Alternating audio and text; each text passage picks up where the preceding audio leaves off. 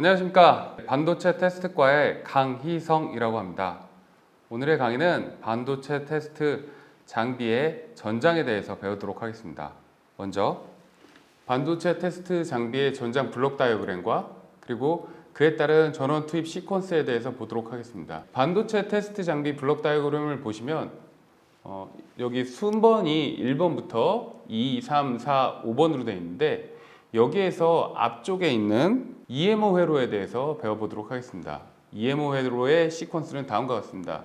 먼저 스타트를 하고 메인 브레이커를 ON을 한 다음에 리셋 버튼을 누르고 그 다음에 스타트 버튼을 누르게 됩니다. 그럼 메인 MC가 ON이 되고 칠러 측에 전원이 유입되게 됩니다. 그리고 베이스 프레임의 브레이커가 ON 되고 애드 프레임의 브레이커가 ON 되면 각각의 장비의 알람 회로가 ON이 되면서 PC가 ON이 되고 장비가 기동하게 됩니다. 그럼 이러한 장비의 EMO 회로 같은 경우는 어떤 기준으로 만들어지는가에 대해서 설명하도록 하겠습니다. EMO 회로 같은 경우는 세미 S2 기준으로 만들어지게 됩니다. 그렇다면 세미 S2란 무언가? 세미 S2는 세미의 세이프티 스탠다드 중 하나로서 반도체 제조 장치의 환경, 건강, 안전에 관한 가이드라인을 다루고 있습니다. 그러니까 세미 같은 경우는 일반적으로 반도체 업체에서 반도체 장비 업체로 가이드라인을 전달하는 겁니다. 그 가이드라인이 일반적으로 있는 가이드라인이 아니라 여러 반도체 업체들이 품질에 대한 가이드를 같이 만들고 그게 표준이 돼서 그 표준의 의거가 돼서 반도체 장비 업체에서는 그 표준을 기반으로 해서 장비를 만들게 됩니다. 만약에 그렇지 않을 경우에는 현재의 경우를 따지자면 반도체 장비의 납품은 불가한 상태고요. 그리고 동시에 반도체 장비 같은 경우는 이전에 대해서 얘기하자면 이전에는 반도체 장비 같은 경우 A사 같은 경우는 A사의 방식으로, B사의 경우는 B사의 방식으로, C사의 경우는 C사의 방식으로 장비를 만들게 됩니다. 그럼 이렇게 각각 만들어진 장비의 특이성이 각각 다르기 때문에 반도체 장비 업체가 아닌 반도체 업체에서는 어떤 식으로 이 장비를 운영해야 될지가 난감하게 됩니다. 그렇기 때문에 이를 해결하기 위해서 세미라는 기준 업체가 발생되게 되었고 그 세미에서 표준을 제시해서 그 표준에 의거하여 장비를 제작하게 된 겁니다.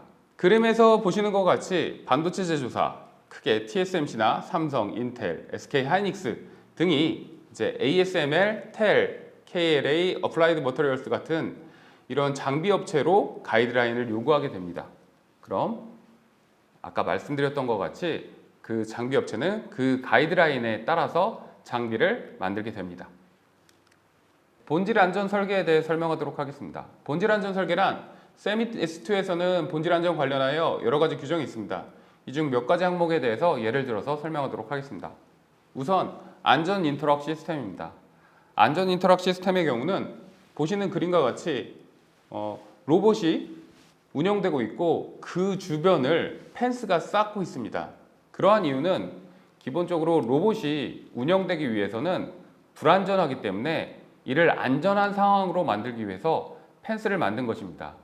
그렇지만 펜스가 있을 경우 우리가 만약에 이 펜스 안에서 무언가 작업을 할 경우에는 로봇이 있기 때문에 그리고 그 로봇 때문에 펜스가 있기 때문에 우리는 작업이 불가하게 됩니다. 그렇다면 실질적으로 작업은 할 수가 없는 거가 되겠죠. 그럼 말이 안 되기 때문에 작업을 하기 위해서는 펜스의 문을 열어야 됩니다.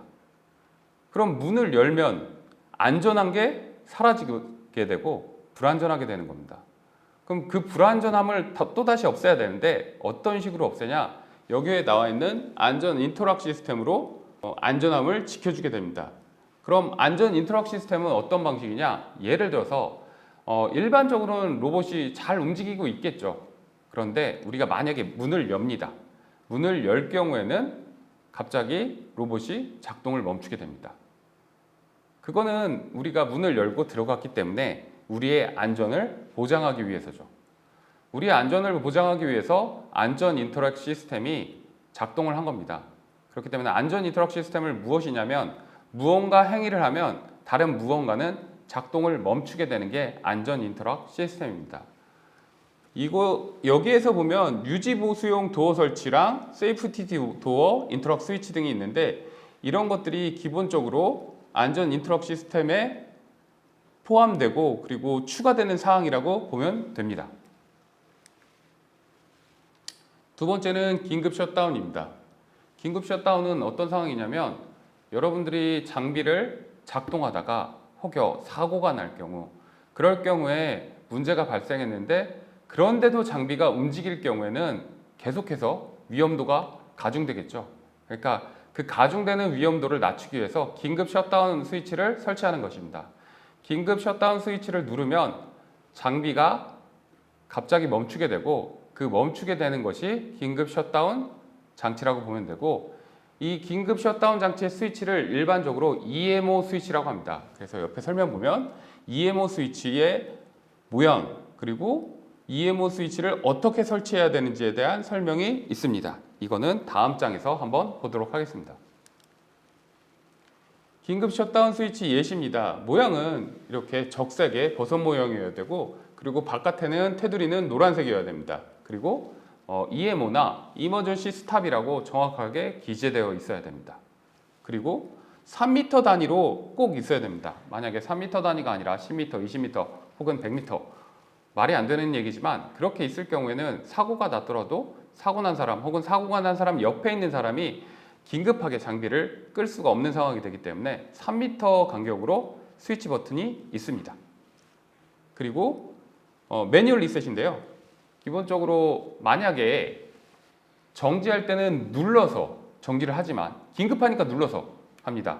아주 쉬운 방법으로 끌 수 있게 됐습니다. 그렇지만 이거를 다시 원상복귀할 때는 똑같은 방식으로 눌러버릴 경우에는 만약에 실제 문제가 생겨서 셧다운을 했고 그런데 그 상황이 다 끝나지도 않은 상태에서 그 버튼을 다시 눌러버린다면, 그럼 그 상황이 끝나지 않은 상태에서 장비가 또 운영이 될 수 있기 때문에 그런 상황을 방지하기 위해서 그래서 리셋할 경우에는 돌려서 리셋하는 방식을 취하고 있습니다. 네, 전기 설계 같은 경우는 보호 접지, 전력 중성 회로, 동력 회로, 제어 회로, 그리고 AC, DC로 나누고 인터럭 회로 등이 있습니다. 이는 각각 색깔로 구분하게 되어 있으며 색깔의 구분은 IC 기반에서 색깔을 구분하게 됩니다. 이번엔 EMO 회로 블록 다이어그램에 대해서 설명하도록 하겠습니다. 보시는 화면에서 왼쪽에 있는 것은 옛날 방식의 블록 다이어그램이고요. 그리고 오른쪽에 있는 것은 최근에 사용되는 회로의 블록 다이어그램입니다. 왼쪽의 경우는 릴레이를 많이 사용했죠. 오른쪽의 경우는 릴레이는 적게 사용하고 세이프티 PLC를 사용했습니다. 그래서 보다 간략하고 그렇지만 보다 안전을 강화한 설계를 하고 있습니다. 그래서 이에 대해서 자세하게 설명하도록 하겠습니다. 네, 여기 전장회로의 처음 부분인데요. 여기는 맨 처음에 MCCB가 있어서 MCCB에서 전원이 삼성으로 들어오고요. 그리고 그림과 같습니다. 그 다음에 MCCB의 스위치를 돌리면 SMPS에서 DC 24V가 출력을 하게 합니다. 그리고 그 다음에 이제 세이프티 PLC로 전원이 들어가기 때문에 그때부터 세이프티 PLC가 작동을 하게 됩니다. 그럼 세이프티 PLC에서는 기본적으로 MC를 동작시키기 위한 신호들이 오고요. 그리고 그 온 신호를 기반으로 해서 MC를 동작시킵니다. 그럼 MC를 동작시킬 때 동시에 EMO 회로나 그 기타 회로들이 안전한지도 확인하고 그 기타 회로가 문제가 없다면 그 다음 동작인 스타트 버튼 스위치가 눌려지게 됩니다. 그럼 장비가 자동으로 동작하게 됩니다. 기본적으로 이렇듯 세이프티 PLC에서 안전함이 있어야만 그리고 안전함을 보장해야만 장비가 구동할 수 있게 됩니다. 그래서 마지막으로 장비는 온 버튼을 눌렀을 때 스타트 버튼이죠. 스타트 버튼을 눌렀을 때 저렇게 LED가 등이 들어오게 되고요. 그리고 장비가 동작하는 것을 인식할 수 있게 됩니다. 그래서 장비가 동작하는 걸 여기까지 설명하도록 하겠습니다. 먼저 그럼 Q&A 시간을 갖겠는데요. 이런 반도체 장비 전장 설계를 통해 취업할 수 있는 회사나 그리고 반도체 장비 전장 설계 수준을 높이기 위해선 어떤 공부를 해야 하는지에 대해서 간략하게 이야기하도록 하겠습니다. 반도체 장비 전장 설계를 했을 경우에는 반도체 장비의 대다수의 업체로 갈 수 있습니다. 후공정 장비에 한정되는 게 아니고요. 전공정부터 후공정까지는 대부분의 회사의 장비에서는 전장이 없는 데는 없습니다. 아마 100%일 겁니다. 그렇기 때문에 그 전장회로 설계에 대한 이해도가 있다면 반도체 장비 회사에 취업하는데 큰 어려움은 없을 거고요. 그리고 여러분들이 만약에 내가 좀 더 반도체 장비 전장 회로에 대해서 공부를 하기 위해서 어떤 거를 더 공부해야 될까라는 거에 대해서 생각해 볼 땐 이렇게 오토캐드, 이플랫, 그리고 PLC 관련된 소프트웨어들이 여러 가지가 있습니다. 그거에 대해서 배우게 된다면 여러분들이 더 효과적으로 본인의 능력을 증진시킬 수 있을 거라고 생각합니다. 오늘의 수업은 여기까지 하기로 하고요. 네, 오늘 수고 많으셨습니다. 수고하셨습니다.